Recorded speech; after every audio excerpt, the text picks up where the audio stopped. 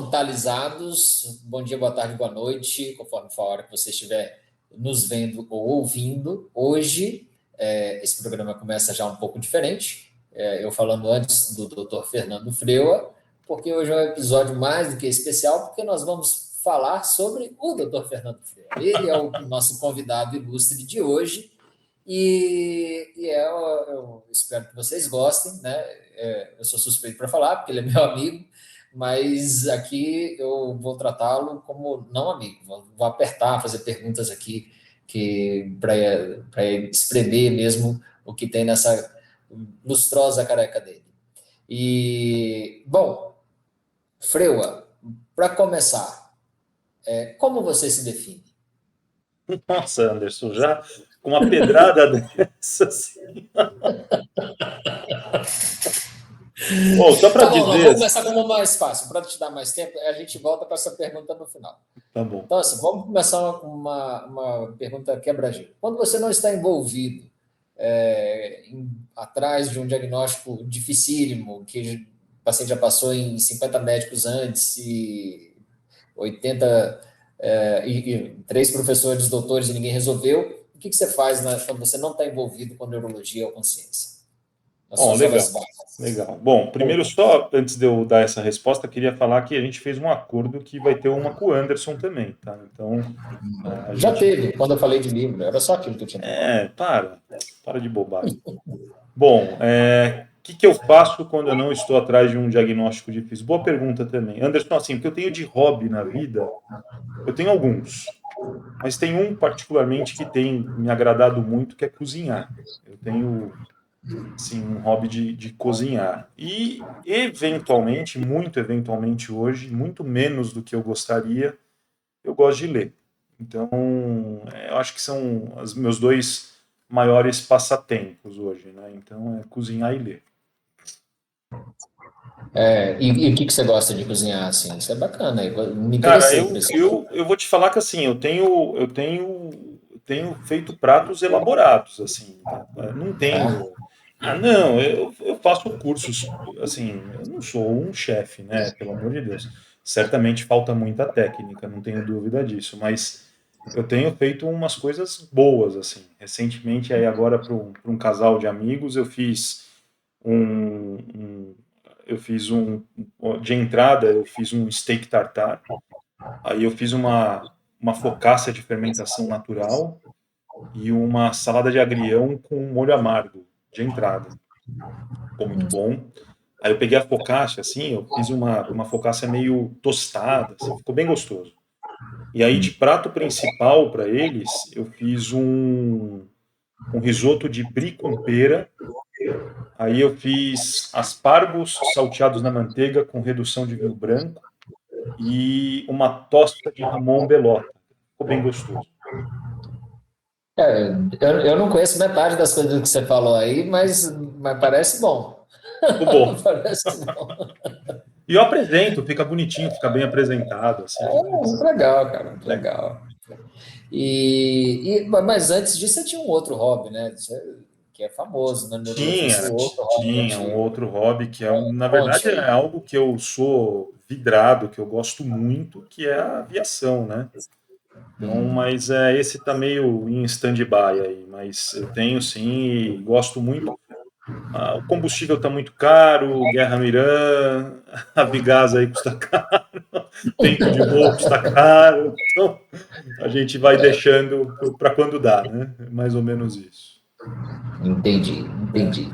Não, bom, antes da gente passar aí para a parte científica da sua carreira, alguma receita que você queira compartilhar, assim, para Cara, tem uma receita que eu acho que é uma coisa simples, assim, para... bem fácil de ser feita, é uma entrada muito boa e que eu acho que quem seguir não vai se arrepender. Não sei, precisa gostar de um pouco de comida picante. Mas qual que é a minha recomendação aí de petisco de entrada, assim? Você pega a pimenta jalapeño, sabe a pimenta jalapeño? A verdinha? Você corta ela no meio assim, ó, passa uma colherzinha para tirar, né, a semente e tal. Aí você pega um queijo, que é o bouchê de queijo de cabra, que é o queijo de cabra fresco. Aí você coloca o bouchê de queijo de cabra assim no meio da canoinha ali da pimenta, coloca numa bandeja, dá uma regada de azeite por cima e vai para o forno. Aí você só tira do forno quando ela estiver assim, tostadinha em cima. E aí você come. É sensacional. Não tem como errar. É muito bom. Então, Boucher de galera queijo de aí, cabra. Cara, voltem o vídeo aí para pegar a nota, tomar nota. Né? eu vou te falar que eu costumava talhar o meu próprio, fazer o meu próprio queijo. Então eu ia lá no mercado municipal, comprava leite de cabra, talhava, tal, mas tem um fabricante bom aí que eu, sem nenhum tipo de conflito de interesse, que eu acabo agora comprando o boucher dele, que é Paulo Capri, um fabricante de boucher de queijo de cabra. Ele faz outros queijos de cabra, mas é bem gostoso, vale a pena. Pimenta ralapenha é difícil de achar, Anderson. Não é fácil de achar pimenta ralapenha. Mas se achar, pega a pimenta ralapenho, faz isso, buchezinho de queijo de cabra, forno, dá uma regadinha de azeite antes e depois me conta. Bom, bom. Bom, e aí, Fred, você é, né, doutor em neurologia pela FM USP, né? Como é que você chegou a esse patamar, né? Que você vem de onde? Conte um pouco da sua trajetória aí para a gente saber. Anderson, minha história é curiosa, né? Eu fiz a graduação na faculdade de Mogi, na Universidade de Mogi das Cruzes, e aí eu sempre quis ser neurologista, acho que isso é um desejo antigo. Eu entrei na faculdade, inclusive, querendo ser neurologista. Sabe de E onde vem esse desejo? Cara, não sei, é uma coisa assim intrínseca, não sei te dizer. É algo que eu nunca fui atrás também para tentar identificar. É óbvio, quando você é criança, assim, aquelas coisas. Sempre gostei de aviação, mas eu vou ser astronauta. Criança tem essas coisas, né? Mas depois de um tempo eu comecei a abrir a cabeça dos bonequinhos para ver se tinha cérebro e já querendo ser neurologista. Eu pensei, no primeiro momento, até em prestar neurocirurgia. Confesso que eu prestei em neurocirurgia, tá? Eu passei em neurocirurgia no único lugar que eu prestei, que foi na prova do SUS. Mas aí, como eu passei em neurologia na USP, e neurologia era realmente aí o meu afinco, eu acabei indo lá fazer neurologia, né? Então, eu fiz a faculdade, aí passei na residência de neurologia e, cara, foi aquela residência que você sabe bem como é que é, né? Não é uma coisa, não era tão light, né? Hoje está muito melhor do que era antigamente. E aí veio surgindo uma paixão e um desejo de um conhecimento sobre doenças raras e neurogenética. Parte disso também sob seu incentivo, né? Como você bem sabe, o Anderson, para quem não sabe, foi meu R+, né? R+2, né, Anderson? Você era 2 anos mais velho que eu, né? E a gente tinha lá aquele vínculo com o professor Fernando Koch, e aí acabamos que você saiu, o Paulo Ribeiro saiu, eu acabei tocando o ambulatório de neurogenética lá no HC. Né? E aí eu queria tentar oficializar aquilo e fazer aquilo desenrolar e funcionar da melhor forma possível. E eu fui atrás de tentar oficializar um fellow, né? Eu brinco que o Koch é uma pessoa sui generis, né, cara? Ele é único, né, eu diria. Então eu ia atrás dos trâmites burocráticos, assim, cara, é muita burocracia, ia dando os papéis para ele assinar, ele nem sabia o que estava assinando, assinava, e falei que se eu tivesse transferido ali todos os bens dele, né, para mim, ele nem saberia. Mas e aí surgiu o Fellow de Neurogenética. Nesse meio tempo, Anderson, como eu sempre tive também um apreço aí para questões para pesquisa, eu acho que o meio acadêmico era algo que me atraía muito, ainda me atrai. Eu decidi fazer o doutorado, e você sabe que lá na USP a gente consegue doutorado de acesso direto, porque a residência é sensu estrito e permite, né, que seja feito dessa forma.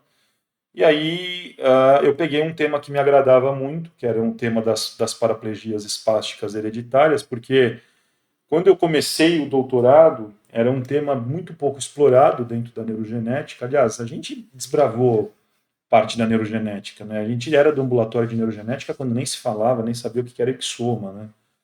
Então a gente ainda era aquela avaliação por dismorfismos, né? Eu lembro que a gente via às vezes uns pacientes meio magrinhos, comprometimento ocular, nervo óptico, pois deve ser uma mitocôndria, mas ficava naquilo e não saía disso. Bom, e aí eu fui estudar as paraplegias espásticas hereditárias, que é um grupo bem heterogêneo de condições raras em neurogenética. Era um estudo muito inovador na ocasião, mas por questões de saúde, né, eu tive que fazer um tratamento oncológico, eu fui postergando a defesa da tese, a qualificação ainda fiz em tempo correto, mas tive que trancar a pós-graduação por 2 vezes por conta disso. E é o que eu falo, quando eu fui defender minha tese, isso gerou vários frutos, né? Um dos frutos, inclusive, recentemente agora publicado, mas, então eu tive bons frutos da minha tese, mas a tese em si já não era mais tão original quando eu fui fazer a defesa, já tinham outros. Eu tinha a maior casuística de SPG do mundo, quando eu fui defender a tese já não era mais a maior casuística de SPG do mundo. Então você vai perder um pouco do time, mas não acho que tenha perdido o valor científico da tese de qualquer forma, né? E, como eu falei, deram bons frutos. E aí cheguei onde estou hoje, agora, inclusive, inscrevendo no pós-doc, com bastante também afinco e dificuldade. Aí vamos ver se esse pós-doc desenrola logo. Vamos ver. É isso. Respondi? Não, é uma bela trajetória. E ao longo dessa trajetória, assim, gostaria que você comentasse um pouco assim dos seus grandes mentores, assim, quem são as suas grandes inspirações Excelente. profissionais? Cara, acho que assim, um grande mentor, uma grande inspiração na área da neurologia, acredito que tenha sido para você também, é o Getúlio, né? O falecido Dr. Getúlio Daré Rabelo. Aprendi muita neurologia com ele, era um cara excepcional, um conhecimento, um cérebro assim que é difícil de se encontrar, né? Tinha um conhecimento muito solidificado de medicina e de neurologia e era um exímio semiologista, né? Um cara que sabia muito exame neurológico e eu devo bastante a ele. Eu não tenho dúvida que grande percentual da minha formação como neurologista foi por ensinamento dele. O outro grande tutor que eu tenho, ainda vivo, graças a Deus, né, o Dr. Fernando Koch, que eu acho que também é o teu, né? Não sei. A gente tem bons tutores, né? E esses são os dois grandes exemplos que eu tenho na neurologia, né? O Koch também, assim, um exímio, um cérebro também insubstituível, né? Mas dentro das raras, assim, uma grande referência, conhecimento de genética. Então, agora, eu tive outros tantos, né? Que eu não vou talvez citar todos, que eu tenho medo de esquecer alguém, né? Mas eu poderia aqui citar o professor Ricardo Nitrini, a doutora Mônica Haddad. Então, eu tenho vários outros nomes ali que foram influência na minha formação como neurologista. Mas eu não vou citar todos os outros, mas é porque eu, como eu falei, tenho medo de esquecer alguém. Mas eu ainda interpreto que as duas grandes referências que eu tenho foram o Getúlio e o professor Fernando Koch. Como diria Isaac Newton, né? Se vi mais longe é porque me apoiei nos ombros de gigantes, né? E Exatamente. realmente esses aí você citou nomes gigantes da neurologia nacional, né? Então dispensa apresentação, é um panteão, na verdade, que você apresentou aí, né? Aí eu compartilho aí de todos os nomes que você falou. Mas hoje a entrevista é com você. E aí me conte uma outra coisa que é o seguinte, pior. Quando eu terminei o doutorado, eu ouvi uma frase que era a seguinte: o doutorado não é o fim da carreira como pesquisador, na verdade é só o começo. Né? E aí conta um pouco assim dos seus planos, o que rolou, o que tem rolado depois do doutorado, se você achar conveniente dar uns spoilers, né, o que a gente pode esperar, ou que áreas você quer investir mais em termos de pesquisa científica. Conta aí um pouco para Anderson, gente. excelente, boa. Só antes de falar disso, né? Só uma coisa que acho que algumas pessoas aí do meio médico não saibam, né? Eu tive uma baita responsabilidade na equipe do Getúlio, né? Porque eu ocupei o lugar do Anderson. Quando o Anderson saiu da equipe do Getúlio foi quando eu entrei, né, Anderson? Então, eu falei, cara, como que eu vou substituir ao nível? Né? Claro que eu não consegui, né? Óbvio, mas o Getúlio ele foi muito parcimonioso, assim, ele me tolerou lá. Né? Então, ok. Só para voltar, então, em relação ao que você perguntou, sim, eu concordo que eu acho que o doutorado é o começo da carreira acadêmica. Eu vislumbro pontos altos, assim, eu quero chegar numa livre docência, vislumbro isso, né? mas é óbvio que tem o caminho certo para chegar em tudo isso. Tirando aí pessoas que são muito fora da curva, tipo o Rubens Curi, né? Que é um cara que fez uma carreira meteórica, né, científica. Eu estou seguindo os passos normais, né, disso. Então, agora aqui que eu estou? Estou com duas orientações de doutorado, então estou com dois alunos de doutorado, um deles oficializado, o outro em fase de oficialização, e a gente está estudando doença rara, Anderson, que é o que eu gosto, né? O que você gosta, o que eu gosto. A tese do Sérgio, que, aliás, Sérgio, um grande abraço.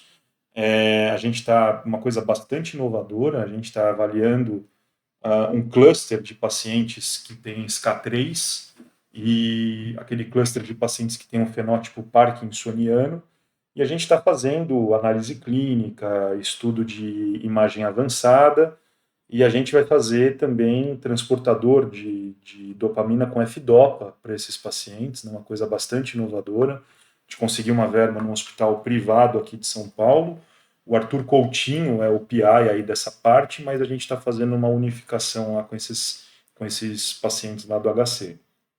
E o Arthur é monstro também, né, um cara sensacional. E o outro aluno que eu tenho, que está em fase de oficialização, eu vou entrar provavelmente como co-orientador na pós-graduação da Unifesp, que é o Rafael da Hora, e o Rafael está estudando os pacientes com CSF1R, né, com leucoencefalopatia por corpos esferoides e glia pigmentada. E a gente está com uma casuística grande também disso, e acho que vai dar uma coisa muito boa. Tem um terceiro em vista, que é o João Urbano, que está trabalhando inclusive comigo aqui no consultório, que está terminando o fellow de neurogenética lá no HC, e que a gente vai estudar paraplegias espásticas com o João Urbano, e que a gente vai fazer uma coisa meio junta também com o meu pós-doc, que eu pretendo avaliar um marcador de neuroimagem em pacientes com SPG, e que eu acho que pode ser um marcador, mas se for muito bem, publica, se não for, vai publicar do mesmo jeito, né? Então, e a gente vai fazer também uma coisa muito inovadora, Anderson, a gente vai fazer ressonância de 7 Tesla nesses pacientes, com uma tratografia de uma região específica lá do cérebro, para poder avaliar. Então, é isso. Estou com uma aluna de iniciação científica com bolsa, pelo IAXON, que é aquele projeto das axonopatias hereditárias, que o Jonas Salt lá e Porto Alegre são os centros principais de pesquisa, os pesquisadores principais, mas eu sou o PI aqui no HC do IAXON, né? E essa aluna super empenhada também está indo muito bem, a Camila, abraço Camila, e eu estou com mais duas orientações de iniciação científica, né? Mas essas estão sem bolsa. E, cara, tá indo, assim, acho que esse é o segredo quando você quer um meio acadêmico, né? É você ir atrás de continuidade da produção científica, gerar conhecimento e, eventualmente, conhecimento que possa mudar a prática médica, né? Acho que é isso. Rapaz, e seu dia tem 24 horas só mesmo, é? Para dar Cara, conta disso tudo? é corrido, viu, Anderson? É bem corrido, é bem corrido, cara. Mas eu uso um método de gerenciamento de tempo chamado Bullet Journal. Você já ouviu falar, não? Não, conta aí pra gente. Cara, é um método de gerenciamento de tempo bem interessante. Não sei exatamente qual que é a validade científica, mas para mim funciona muito bem. Então você faz, eu estou até com o meu livrinho aqui do lado, eu vou mostrar para vocês, ó, tá vendo? Você monta um livrinho onde você vai colocando por meses, semanas e anos quais são as suas atividades. Isso me ajuda muito a gerenciar meu tempo. Funciona para mim, vai muito bem. E por que feito à mão, né? Porque, cara, você escrever te traz uma clareza mental que o celular não traz, né? Então eu ando com o livrinho para lá e para cá, escrevendo à mão, assim mesmo, o que eu preciso fazer, vou. É um método relativamente simples, mas que é difícil eu explicar por aqui. E que funciona, acho que eu consigo gerenciar tempo dessa forma. E, cara, realmente, assim, eu acho que não diferente de você, né? Eu tenho muita coisa para fazer. E é isso, é consultório, é HC, é direcionar para pesquisa, ter aquele mínimo tempo teu com a tua família também, que também é importante. Agora eu estou também como consultor científico num laboratório de líquor aqui de São Paulo, então também visando fazer ciência, fazer pesquisa, né, nessa área. particularmente a gente pretende aí ir para a área de pesquisa com biomarcadores glicóricos. Cara, é interessante, assim, mas tá corrido, tá bem corrido. Como é o nome do método aí para a nossa audiência poder correr atrás? O Porque realmente. Bullet Journal. Ah, muito bom, cara, É, porque o pessoal, realmente, não, pessoal, precisa, requer uma organização aí, né? Uma metodologia para não se perder no meio de tanta coisa, né? o pessoal abrevia de BUJO, que BUJO é a sigla, né, para Bullet Journal. Mas Uhum. funciona bem. Tem um livro do cara que desenvolveu o método, que era um TDAH lá, etc. O livro ensina a fazer, estruturar, como se fosse um diário, vai também. E aí você vai colocando metas que você quer cumprir, você depois revisa aquelas metas periodicamente para ver o que foi atingido ou não. É algo interessante, assim. Eu acho, cara, é um Trello, tem aplicativos que fazem isso, né? Não, mas Mas eu gosto dessa história de escrever à mão, né? é isso, Porque escrever. realmente você organiza as ideias de uma forma que, por mais Escrever que você tente no computador, não é igual. não é igual. Você traz uma clareza mental que é Computador, no diferente. celular, né? É diferente. É diferente. Ô, Freu, e outra coisa, ao longo aí dessa sua trajetória, teve assim algum momento eureka? Meu Deus, caramba, o que é isso aqui? Eu falei, nossa, fui surpreendido.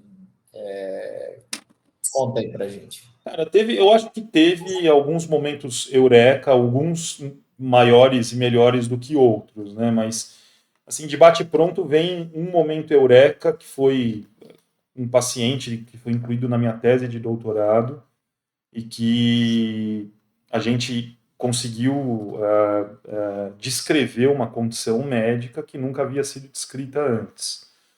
E com bastante dificuldade, com bastante tempo, enfim, coitado desse paciente. Eu precisei fazer biópsia de pele dele umas 6 vezes e não crescia o fibroblasto para a gente poder fazer análise funcional.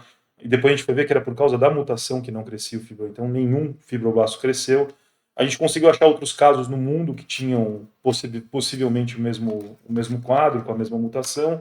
E aí o pessoal lá da Alemanha, a Lúcia Dubowitz, da Alemanha, conseguiu fazer um estudo funcional com caso índice que era meu e acrescentou os dela, e aí foi publicado. Mas aquilo, né, Anderson? A gente, infelizmente, com limitação de acesso a recurso, nosso nome foi lá no meio e primeiro autor entrou, obviamente, eles que conseguiram provar. A gente tinha o paciente, mas eles conseguiram provar, então eles foram como primeiro autores, né? E agora tem uma outro momento eureka que a gente está vendo agora, eu, o Matheus, junto, tem o residente lá do HC, o Alexandre, que também está bastante engajado nisso, que é uma outra condição que a gente está descrevendo, que, aliás, você faz parte, inclusive, né? E que é uma condição também nunca antes descrita, mas que essa é mais interessante, porque essa tem um tratamento, né? E um tratamento farmacológico, medicamentoso, que parece que funciona muito bem, né? O paciente realmente assim recuperou funções e eu acho que isso também foi um momento muito eureka nosso e baseado em pesquisa, né, em ciência. E eu acho que a gente está, veja, é um grupo muito pequeno de pacientes que vão se beneficiar, né, cara? Mas pelo menos você traz resposta para esse grupo, né? E já é alguma coisa, né, Anderson? E muitas vezes nessas pesquisas de doenças raras, o que eu acho que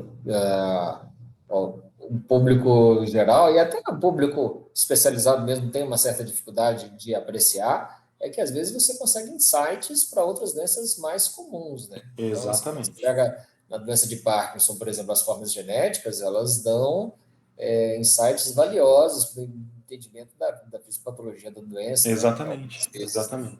Exatamente. E o contrário do Eureka, assim, momentos assim que você fala assim, nossa, total perda de tempo, como é que eu fui embarcar nessa canoa furada?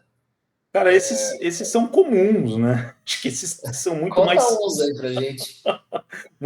prevalentes do que outros, né? Putz, assim, um que, sei lá, uma coisa que você falou, meu, putz, não devia ter vindo para cá. Tem vários, né? Cara, assim, eu acho que posso citar um exemplo. A minha tese por si só, né? Porque assim, a taxa de positividade de um exoma em adulto é muito baixa, né? Mesmo quando você tem convicção de que aquilo é geneticamente determinado. E, pô, isso é um balde de água gelada na nossa cabeça, né? Eu achei que, por exemplo, na minha tese, a taxa de positividade do exoma para pacientes com SPG ia ser muito maior do que foi. Eu tive ali uns 50% mais ou menos de positividade. Isso é um baita balde de água gelada, mas é porque eu acho também, por outro lado, que a gente ainda não tem um pleno conhecimento de todas essas condições, né? A gente ainda está desbravando essa fronteira do conhecimento, né, Anderson? E a gente está desbravando, você que faz pesquisa, Paulo Ribeiro, eu aqui, todos os outros aí, o professor Zé Luiz Pedroso, Marcondes, o Jonas Salt lá no Sul, eu poderia também citar vários aqui, vou esquecer de alguém. Mas a gente está desbravando essa fronteira do conhecimento e isso é algo que talvez lá na frente também traga esse balde de água gelada, já não seja mais talvez um tão balde de água gelada assim, né? Mas vou te falar que quando eu vi os dados da minha tese, eu fiquei meio decepcionado. Eu falei, pô, esperava um pouco mais de positividade, mas é isso, né? Faz parte. A famosa depressão pós-exoma negativo. Famosíssima depressão pós-exoma. Mas tem tratamento, assim, paliativo às vezes, mas É, tem. exato. Tipo, às vezes o tratamento é só resignação, né? Você aceita Exato. Exatamente. Bom, assim, e para onde você acha que a gente está caminhando assim, como campo de atuação assim? Como é que fazer assim uma das coisas que é das mais perigosas, né? Mas exercícios de futurologia.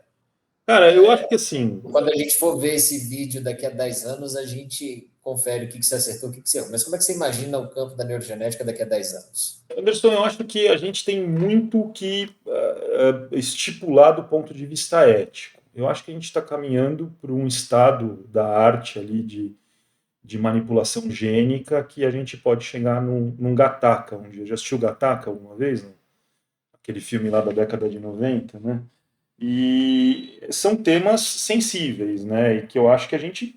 Veja, ainda tem. Você sabe, ainda tem muita coisa que é ficção científica, mas a gente está caminhando para conseguir manipular dado genético em vivo, né? E eu acho que esse é o grande X da questão, né? Até onde que podemos ir e podemos fazer isso, né?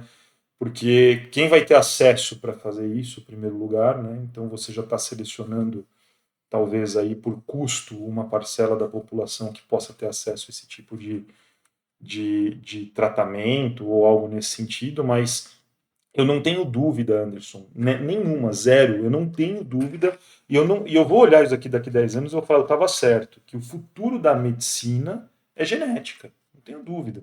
Não estou falando que é o futuro da neurologia, o futuro da medicina é genética, terapia de precisão, alvo específica. Eu poderia já citar o exemplo da oncologia, CAR T cell therapy, né, a terapia com CAR T, é manipulação genética, entendeu? A gente está caminhando para isso e isso faz parte agora do conhecimento. Acho que a gente vai ter a tendência de tratar a doença na sua gênese ali, no seu começo, né? Não mais eventualmente numa eventual manifestação, e tudo é regulado pela genética, né? Então tudo é genético, né? Se você for pensar, uma resposta imunológica pode ter um fundo ali genético, né? Tem um fundo genético. Então eu acho que é isso. E eu acho também que a medicina anda por um caminho ruim, assim, porque a gente tem visto muita disseminação de conhecimento ruim, de má prática, você sabe do que eu estou falando,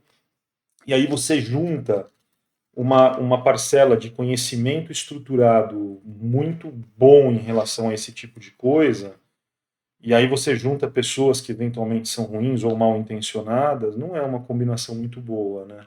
Você dá muito conhecimento tecnológico para pessoas mal intencionadas, né? Mas eu acho que a gente vai ter que ter uma regulação em relação a isso em algum momento. Mas eu não tenho dúvida que o futuro da medicina, e particularmente da neurologia, é esse. E lamento o neurologista que não gosta de genética, muda de área, porque assim, não tem como, né? Vai fazer anestésio, meu, né? É isso, né? É verdade, é verdade. E talvez nem na anestesia ele escape, né? Você vai fazer Talvez. uma farmacogenética lá para saber o que o cara pode usar, o que não pode, Pronto, né? exatamente, exatamente. Bom, e enquanto campo, assim, então você já respondeu um pouco isso, mas assim, e oportunidades que a gente vem perdendo, assim, como campo de atuação? Você, puxa, a neurogenética devia estar olhando mais para isso e não está olhando, você consegue identificar alguma Cara, coisa? o que, que eu acho, assim, fazer uma coisa para nós, assim, um comentário nosso, né? A gente ainda tem muita dificuldade de inovação em terapêutica, né? Então, eu acho que a gente ainda faz ciência dentro daquela ciência, não cadeira básica, né, não é a nossa intenção, mas a gente ainda faz muito ciência de estratificação, case reports, assim, coisas que mudam efetivamente a nossa prática, a gente ainda está muito aquém em relação a isso. Digo a gente assim, USP, Brasil, eu acho. Tem, claro que tem pessoas que conseguem inovar e que estão tentando inovar. O projeto do Iaxon, inclusive, uma das perspectivas é essa, né? Tentar fazer aí terapia gênica, mas a gente ainda está uma distância muito grande disso, né, de chegar nisso. E eu acho que a ciência brasileira deveria investir mais em inovação nesse sentido, de tentar buscar coisas que modificariam a prática, né, positivamente. Então, eu acho que é isso. Ah, o problema é que é caro, né? Muito Então, caro. muito caro, né? Então, você pega assim, vai falar em clinical trial, puxa, é caríssimo. Eu sei, mas aí você tem que priorizar como sociedade aquilo que é importante para você, né? É mais importante você jogar 8 bilhões em fundo eleitoral ou você fazer pesquisa com clinical trial? Os nossos advogados recomendam que a gente não entre nessa É, seara. exatamente, tá certo. Mas não estou falando de um lado ou de outro, eu estou falando de Não, política eu de maneira sei, claro, geral. porque isso aí não tem lado. Não tem nada. Mas Fê, eu aí agora queria puxar a conversa um pouquinho, já até para aproveitar o seu expertise, né, na parte tecnológica e tal. Não dá para fugir daquela pergunta. E a IA, hein? E a inteligência artificial? Vamos desmiuçar assim um pouco. A inteligência artificial, e a gente tem um outro episódio sobre, dois episódios sobre, vai ficar muito legais, mas vamos direto ao ponto aqui. A inteligência artificial e a neurogenética. O que Cara, você tem a nos contar? é uma realidade já, né, Anderson? A gente já tem aí, teve agora o artigo que eu acabei de mandar para a gente ali no grupo, não sei se você leu, existe já uma IA para diagnóstico de condições complexas que desempenhou melhor do que especialistas em condições complexas, né? Cara, eu acho que assim, tudo que a máquina faz é mais bem feita do que o homem, né? A máquina não tem vieses cognitivos, né? O problema é você treinar a máquina da forma correta, né? E você treinar ela sem esses vieses, né? Mas dá, é possível. Cara, assim, eu sou um entusiasta em tecnologia, você sabe disso. Eu tenho uma base de formação em programação, eu programo até hoje, eu gosto. Eu desenvolvo aplicativos, eu uso muito IA, mas eu uso a IA não como um chatbot, assim, eu uso IA como agente mesmo. Eu sou entusiasta nisso. Eu tenho um OpenClaw instalado lá no Raspberry na minha casa, que é meu agente, que me ajuda num monte de coisa. E eu programo agentes de IA em Python. Então, eu acho que assim, é um uso um pouco mais avançado da IA, né? Eu acho que é muito favorável. Eu não vejo como mais a gente sair disso. Não vejo como. É uma revolução, como foi a revolução do celular ali, do smartphone. Eu lembro quando lançou o primeiro iPhone, todo mundo falou, meu, que é isso? Não sei se você lembra disso, mas era uma coisa ultra inovadora. Já até então a gente só tinha aqueles Nokia velho com tela verde, né?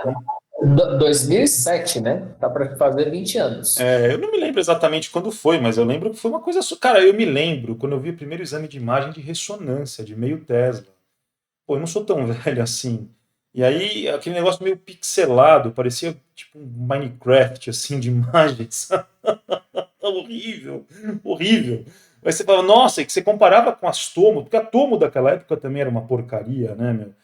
E você fala, meu Deus, agora assim, a gente está vivendo uma revolução, Anderson, e não dá para fugir disso. E a gente tem que se aliar à IA, a inteligência artificial tem que ser um aliado nosso. Ele não vai nos substituir, eu não acho que vai nos talvez algumas subespecialidades, talvez, mas você sempre vai precisar ter um humano por trás para assumir a responsabilidade daquilo. Então, agora, por exemplo, tem IAs que estão sendo treinadas, o Google mesmo tem uma IA que está sendo treinada para reconhecimento de imagens médicas, né? Imagens de tomografia, de ressonância, mas também imagens de lâminas para anatomopatológico. E, cara, está desempenhando absurdamente bem, mas a IA precisa de uma revisão ainda. Talvez um dia não precise mais, Anderson, mas vai sempre ter que ter um ser humano para assumir a responsabilidade daquilo, porque se vier errado e tiver uma ratificação de um humano, quem que você vai processar, né? A IA, né? Entendeu? Não. Então, olha só para onde que a gente está. Meu, isso dá para fazer um podcast só sobre isso, uns 3 episódios, eu acho. E a gente tem, assim, várias questões filosóficas, jurídicas, éticas, né, para ser levantado em relação a isso. Cara, se você for olhar, né, aquela curva exponencial de conhecimento da máquina já foi ultrapassada há muito tempo, né? Você vê agora, a cada mês que passa, quando você vai olhar nas curvas, né, do GitHub ali de frameworks que são utilizados, etc. Mas quando você vai ver, por exemplo, a IA X performou melhor do que a outra, daqui 2 semanas a outra já passou, aí 2 semanas a outra passou, cara, e assim, isso está escalando de uma forma absurda, absurda, ao ponto de que eu hoje cogito a possibilidade da gente ter uma qualidade cognitiva da IA daqui a alguns anos, entendeu? Da IA conseguir realmente pensar, né? Que ela não pensa hoje, né? Hoje o que a gente sabe da IA é estatística, né? Uma grande máquina de estatística, né? Uma máquina poderosíssima de estatística, mas é estatística, né? São respostas estatísticas. Mas eu acho que talvez algum dia a gente chegue naquilo ali, meio Westworld. Você já viu Westworld, essa série, não? Cara, Não, qual que é? essa você precisa ver. Sensacional. Sensacional. Sensacional. Precisa ver o Skynet, assim, do Então, Skynet não tem como esquecer, né? Não, Skynet Não, não. isso tudo realmente é ao mesmo tempo fascinante e aterrorizante, né? É. Então, mas várias coisas ali, Você quando você fica ia mais falando, eu ia fascinado pensando. ou você fica mais aterrorizado? Você. Cara, eu tendo a ficar mais aterrorizado. É mesmo? Por quê? Por quê? Porque algumas coisas que você tangenciou aí, a questão dos limites éticos do uso não só da IA, aí voltando aqui, misturando IA com a questão da codificação, do uso da genética em humanos, né? E, assim, quando a gente tiver tecnologia para fazer as modificações de humanos, provavelmente vão ser feitas. E aí, hoje em dia, você tem uma sociedade que ela se distingue pelo capital. Então, você tem pessoas com capital e pessoas sem capital. Mas elas são biologicamente idênticas. Idênticas, bom, equivalentes. Então, pode ser que você passe a ter classes na sociedade que são biologicamente diferentes. Elas não são só financeiramente favorecidas, mas elas são biologicamente favorecidas porque o dinheiro conseguiu colocar elas lá. E eu acho que a IA, obviamente, vai contribuir nesse processo. Mas isso eu acho que assim, isso sei lá, daqui a 100, 200 anos. Mas a IA agora, eu acho que assim, não tem por que pensar que ela não vai conseguir substituir o que a gente é capaz de fazer, até em termos criativos, entendeu? Então, o que a gente vai fazer então da vida, entendeu? Por exemplo, o que eu quero dizer com isso é o seguinte: se você tiver só robô e inteligência artificial trabalhando, numa sociedade como a Dinamarca, tranquilo, os caras se resolvem. São 5 milhões de habitantes, eles têm dinheiro, distribuem, a galera vai ficar o dia cuidando do lazer e as máquinas produzindo. Agora, e numa sociedade tão desigual, tão cheia de problemas como a nossa, entendeu? Então, às vezes, dentro da mesma cidade, você anda 500 metros para um lado ou para o outro, você de repente cai no século XVII. É isso mesmo. Entendeu? Então, assim, tendo a ficar mais assustado. Mas, enfim, eu acho que isso aí, o entrevistado hoje é você, isso aí é um papo para outro podcast, né? Ô, Freua, e aí agora eu queria, né, já caminhando aqui para as perguntas finais, um bate-bola meio rápido, assim. Vamos lá. Sua estrutura neuroanatômica preferida? É uma pergunta difícil também, mas eu vou citar o tálamo. Eu gosto do tálamo. O tálamo é o relé do cérebro, Anderson, a confluência de várias outras vias e a importância do tálamo que a gente sabe, e eu citaria tálamo. O tálamo é muito grande. Tem alguma área específica do tálamo que você goste mais? Não, o tálamo todo. Pulvinar do tálamo, não, assim, O tipo, Vinardo, então eu acho que o tálamo todo é o muito centro relevante. mediano, VIN, O vinho é importantíssimo, né? é importantíssimo. Para quem é do distúrbio de movimento, né, que nem eu, tem um pé em cada canoa. E não, legal, legal. Então, e tálamo, né? Vem do grego, quer dizer leito nupcial. Ainda O tem essa tálamo, o coisa. tálamo ele é o meu coringa desde quando eu era residente. Que assim, às vezes você Ah, estava lá meio sonolento, passando a visita, o professor Milberto perguntava: onde que tá a lesão? Você grita tálamo. Você não erra, né, meu? Você concorda? pode ser, sempre pode Não ser. é? A chance de você errar é baixa, né? Era isso. Ele veio onde no tálamo? Aí já complica. Aí não, aí tudo bem, aí já Peraí, fica me dá um complicado. café aí que é para eu pensar melhor. E gene preferido? Tem algum gene assim do seu coração? Ah, Anderson, eu gosto do F8, do fator 8. Eu sou hemofílico, né? Então, não seria uma relação de amor e ódio? É uma relação de né, mais de ódio do que de amor, pode falar a verdade, viu? Porque a hemofilia só me trouxe problema na minha vida. Viu? Mas é. Não, brincadeira à parte, vai. Tem um gene que eu gosto muito que eu acho que eu compartilho com você. Que é um gene que ele, assim, eu gosto das leucopatias, cara, geneticamente determinadas. Assim, é uma área muito interessante, né? Você é o cara das doenças da substância branca, né? Eu gosto muito do CSF1R, Anderson. É um gene interessante em tudo, assim, na clínica, na apresentação. Agora você acabou de participar da publicação que preconiza o tratamento com transplante de medula óssea, né? Então também uma inovação muito boa que você participou, eu acho que é super interessante. E eu gosto do CSF1R. É. Eu também sou suspeito para falar. É um gene muito, muito legal mesmo, muito interessante em diversos aspectos, né?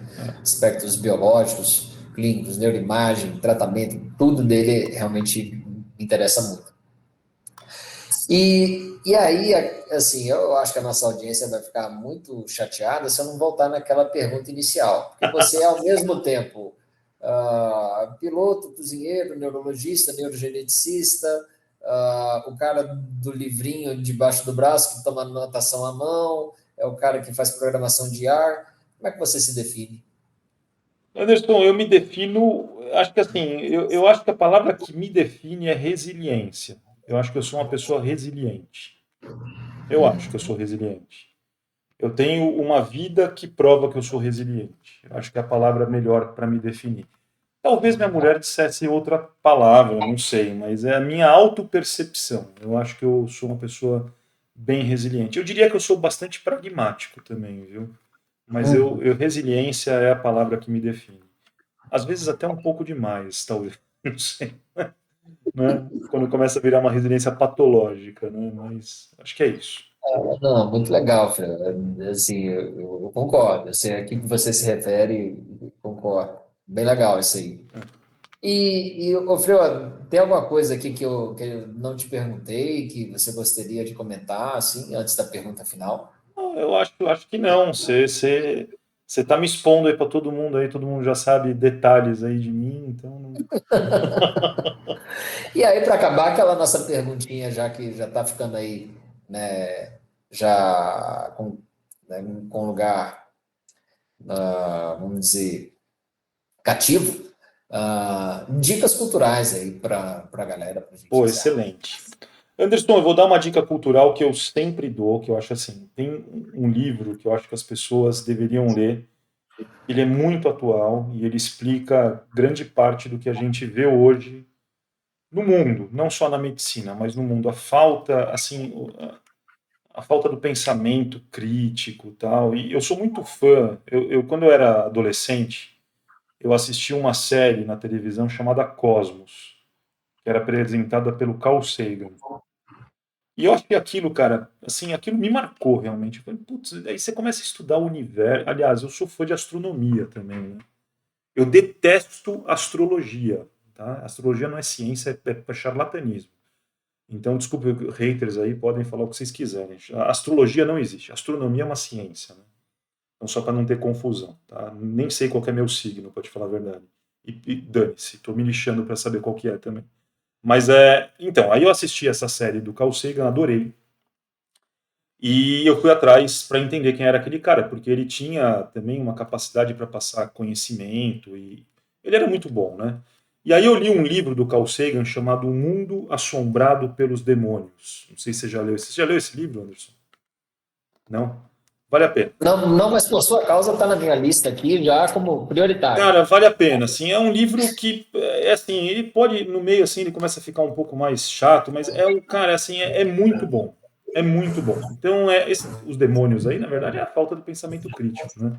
Mas é bem interessante, cara, é bem interessante. Aí depois o Carl Sagan tem vários outros livros, acho que vale a pena, se vocês quiserem ler, é muito interessante. Ele tem um texto chamado Pálido Ponto Azul, não sei se você já ouviu falar, e esse O Pálido Ponto Azul é que ele foi um dos responsáveis para enviar a Voyager, aquela nave da NASA, né, que cruzou a barreira do Sistema Solar. E aí ele faz uma vista da Voyager quando ela está muito distante da Terra, né, e bate uma foto da Terra. E aí a Terra repousa sobre um feixe de luz, assim, do Sol, assim, e aí ele tem um texto bem legal sobre isso. Vale a pena. Pale Blue Dot, É, né? Pale Blue Pale Dot. Blue Dot. Isso. É Ah, impressionante. posso dar outra dica?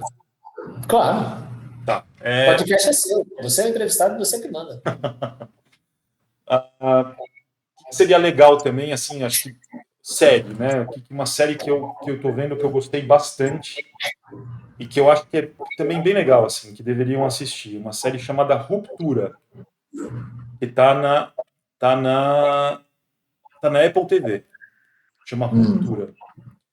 E, cara, é muito legal. É um cara que vai trabalhar. Ele na história dele, assim, ele perde a esposa dele num acidente automobilístico. E aí ele vai trabalhar numa empresa onde eles implantam um chip no cérebro dele. E aí ele é um indivíduo diferente no ambiente de trabalho e um indivíduo diferente fora do trabalho. Então ele entra dentro daquele quadrado ali do trabalho, ele pum, vira o outro cara, e aí quando ele sai, ele volta a ser quem ele é habitualmente fora do trabalho. E aí você imagina como é que isso desenrola, né? É bem legal. É bem legal. Ah, tem uma outra série que eu também gosto de recomendar, que é Westworld, essa série que eu acabei de falar. Ela é da HBO, tá? Da HBO. O Westworld é o seguinte, o Westworld, se eu não me engano, Anderson, inclusive é uma releitura de uma série que já existiu. Se eu não me engano, da década de 70. Mas qual que é a Westworld nova, né, que está na HBO? Num futuro distópico, seres humanos, homens, pessoas, vão para um parque temático como uma Disney, assim, que simula o Velho Oeste. E aí, nesse parque temático, existem robôs humanoides que são igual aos seres humanos, mas que são regidos por inteligência artificial. E aí, as pessoas, os adultos que vão nesse parque temático, só adultos podem ir nesse parque temático, eles podem executar ali os seus desejos profundos, humanos, por mais bizarro que seja. Então o cara pode ir lá, no parque temático tem uma sessão de caça a humanos, né? O cara vai lá e sai caçando esses robôs, né? Mata, dá tiro e tal. Então, você pode estuprar um robô lá, se você. Então assim. E aí, cara, esses robôs começam a ter consciência depois de um tempo. É bem legal. Vale a pena assistir também. É bem legal. E assim, temas filosóficos, é bem legal, bem legal, Westworld. Quando me recomendaram, eu falei, puta, que bobagem, né? Mas quando eu assisti, eu recomendo muito, assim, bem legal. Tem uma outra série, posso falar outra série? Tem Claro. uma outra série que é bem interessante, que é Altered Carbon, Carbono Alterado, que fala sobre isso aí que a gente, mais ou menos, né, exatamente de genética, né, mas assim, é um futuro distópico também, aonde você consegue colocar a tua consciência, o teu eu, dentro de um aparelho, de um dispositivo eletrônico, e quando você morre, você pode trocar a carcaça e colocar você dentro de uma nova carcaça. É bem legal também. Mas esse daí eu já aviso que não finalizaram a série, não tiveram dinheiro para terminar. Então, A audiência não deve ter sido, não, não sei, não às deve. vezes, aí eles acharam que não valia a pena. É isso.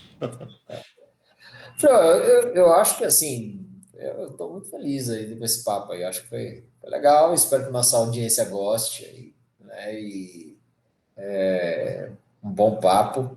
E eu acho que a gente podia encerrar por aqui. Se não quiser comentar algo mais, Acho que pode encerrar. Tá ótimo. Obrigado, Anderson. Eu fiquei abraço feliz. pessoal. Falar sobre si próprio é sempre difícil, né? Mas eu estou feliz aí. Obrigado, viu? Ó, o Drauzio Varela costumava dizer que é uma das coisas que o ser humano mais gosta de fazer. É, Falar mas de eu si tenho mesmo. dificuldade. Bom, pessoal, obrigado pela audiência e até breve com mais um Frontalizados. Valeu, Um pessoal. Um abraço a abraço. todos. Um abraço.